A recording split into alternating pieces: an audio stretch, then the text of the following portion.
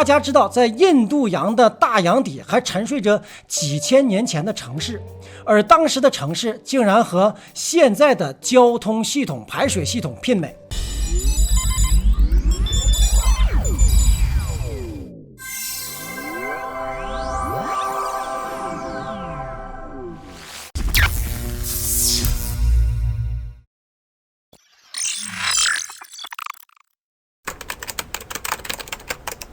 Hello， 大家好，这里是飘飘哥。前两天刚刚和大家分享了印度神童关于四国峰会的视频，里面讲了一个神奇烧脑的故事。这个故事引起了巨大的争议，在他的网站上，他做出了回应，并且加注了另外的观点，就是如果他们是讨论如何治理疫情或给这个世界带来善意的，那么这个峰会可能是选错了时间。我们就从他所引用的故事讲起。这个故事来自于古印度的史诗，叫做摩诃婆罗多史诗 Mahabharata。 这个摩诃婆罗多史诗大家可千万不能小看，这是印度第一大史诗，是印度第二大史诗罗摩衍那的4倍，相当于古希腊荷马史诗合集的10倍。荷马史诗大家一定有所耳闻，是由盲人诗人荷马所著的，共为《伊利亚特》和《奥德赛》2部。还是那句话，这个我们将来单开一局。而从摩诃婆罗多史诗上可见，印度文明之源远流长。相比较之下，一定会有小伙伴们问，我国的史诗是什么样子呢？很惭愧，我们的国家没有史诗，就是有，也可能被历代的帝王为自己的统治而焚书坑儒了。后人只是气愤地说败家子儿，纯粹的败家子儿。但是完全说没有是不对的，只能说是没有整个中国代表性的史诗，比如说孔子的诗书礼义春秋，但是这些都不是史诗级的。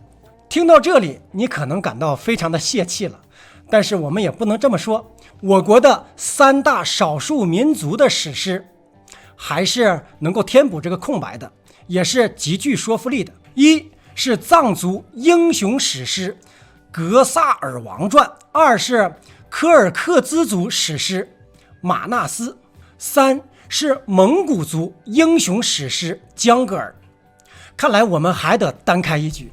最振奋的是，世界上只有藏族的史诗《格萨尔王传》和柯尔克孜族的史诗马纳斯可以和摩诃婆罗多史诗相媲美。如果持续不断的念咏，需要2个星期才能够念完，这是一个民族和国家的精华和脊梁。摩诃婆罗多对于印度的哲学和宗教都有很大的作用，其中第6章中的薄伽梵歌，很多了解宗教的人士一定都不陌生。薄伽梵歌也是印度教的经典。回到咱们的神童的故事，在故事当中他提到了错综复杂的时间和人物，对于没有历史文化背景的人一听就懵了。咱们看一下克里希那泰坦、阿玛瓦西亚、新月、杜里奥达纳、潘达瓦斯，而中间有2个占星师的名字和几个神的名字，比如克里希那神，还有神奇的阿马尔瓦西亚神。咱们简化一下，这样大家听起来就明白了。2个时间，克里希那泰坦时间我们就称之为 K 时间，而阿玛瓦西亚时间，也就是新月时间，我们简称为 A 时间。一个 K 时间，一个 A 时间。在古老的印度的历法当中，每个时间段都有不同的含义，大家可以结合图表来看一看，或者是图上的网站。而2个主要的人物杜里奥达纳、潘达瓦斯，他们2个其实是堂兄弟，为了争夺最后的王位而厮杀。这个在古今中外各个朝代都有，只是后来新中国成立了，称作人民当家做主了，才废除了世袭制的封建王朝。而这2个人曾经被黄宝生、金克木等中国资深的东方语言学家翻译为杜里奥达纳叫做难敌。这个难敌总是充当坏蛋的角色，相当于《三国演义》中的曹操。而潘达瓦斯叫班杜，总是受气包的角色，相当于三国中的刘备。这样一比喻就好记多了。知道了这些，就够我们听懂阿比亚·阿南德的故事了。其中，难敌作为史诗中的一个大坏蛋的形象，经常的挑起事端。这一次又是试图寻找最佳的时机发动战争，以达到对班杜的灭杀。为了再进一步简化事情，我们就来一个移花接木，做一个脑洞飘飘的解释。来，我们一起飘一下。就从难敌要对堂兄班杜开始，为了明白起见，我们再从地理位置上区分一下，就是印度地区有个叫莫迪的王室，要攻打他的堂嫂武则天，也就是相当于班杜。好的，开始。话说莫迪要打武则天，于是找到了身边的大臣印度神童。印度神童说，你要想知道发动战争的最佳时机，你需要去找袁天罡问天象。莫迪一听，找袁天罡？袁天罡可是天朝的人。神童说，没问题，他为人一生最注重的是职业道德，他是位耿直的占星家，只是执迷于占星术的预言，而不会因为其他的而被干扰。于是莫迪来找袁天罡，袁天罡告诉他，新月 A 时间战胜战争的可能性为最大。于是在 A 时间，莫迪开始发动战争了。由于不是正义的战争，克里希那神，咱们就假设他是土地神，这样好理解。土地神要为正义的人们撑腰啊，也就是说是为武则天撑腰。于是就到了恒河，印度的圣水之河恒河，开始行使祭拜活动。但是一般是阴历23祭拜的仪式，他却在腊月就开始祭拜。那玉帝一定不高兴，玉帝不高兴就对杨二郎说，杨几杨二郎，听令，你去凡间走一趟，要弄得清清楚楚明明白白。于是杨二郎就被派遣到人间来探查情况并助阵。而由于二郎神的加入，使得武则天如虎添翼，战争的结果是莫迪大败。 Oh my god， 嗷嗷狠。这就是整个的故事情节。 A 时间本应该是成功的，但是由于土地爷和二郎神的加入，使得事态反转，使得发动战争方溃败。听到这里，大家应该就全明白了。这是一个非常有趣的故事，里面的寓意深厚。比如说袁天罡的职业道德就是一个非常有争议的话题，他的职业操守的道德标准好呢，还是应该心无二主好呢？而克里希那神为啥要在奇怪的时间祭拜？这是神马招数，都有奇特的解释。这里呢也是故事套故事，时间套时间，好几个扣，好几个死结。这次的美日奥印的会议在 A 时间公开举行的，但是实际上在 K 时间安排了很多。阿南德在他的网站上也给出了进一步的澄清，从 A 到 K 之间的时间对于讨论对抗敌人这样的问题是有益的，但是对于讨论其他的事情就是不好的一件事。在这段时间里讨论所有的事情都会导致负面和不良的结果。虽然与敌人的对话是有益的，但对于世界来说，在新月的前一天和新月期间讨论诸如疫苗等问题当然是不好的。当然除非是要给世界带来麻烦，如果是中毒、杀人、大屠杀、练习黑魔法或者是黑暗活动，尤其是在克里希那的 K 时间之夜，也就是 A 时间之前的几个小时，以及欺骗、谎言、狩猎，这些都可以得逞。根据吠陀占星术的古代经文，这次的黑暗的提地，它是由否定性驱动的，在梵语中叫做 Uga 或者是 Fierce。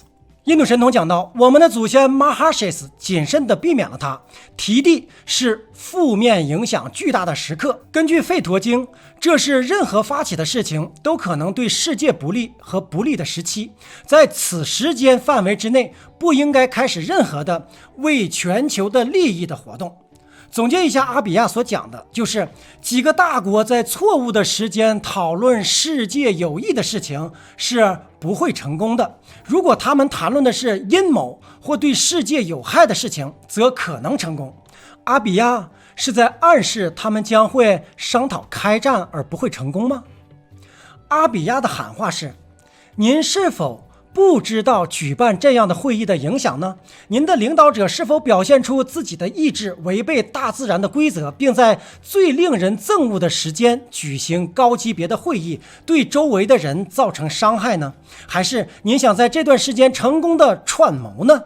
也许您现在将逃避人们的愤怒，但是一旦达到了业力的要求，您将不得不面对它。这个是阿比亚阿南德的忠告和警告，就是应该多为人类想一想好的发展，而不是阴谋或破坏。